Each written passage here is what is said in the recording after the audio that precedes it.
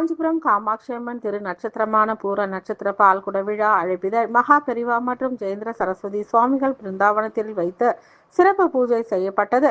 காஞ்சி காமகோடி பீடம் ஸ்ரீமடம் சமஸ்தானத்திற்கு உட்பட்ட ஸ்ரீ காஞ்சி காமாட்சி அம்மன் தேவஸ்தானத்தில் வரும் 14/11/2021 அன்று காமாட்சி அன்னையின் திரு நட்சத்திரமான ஐப்பசி பூர நட்சத்திர விழா விமரிசையாக கொண்டாடப்பட உள்ளது.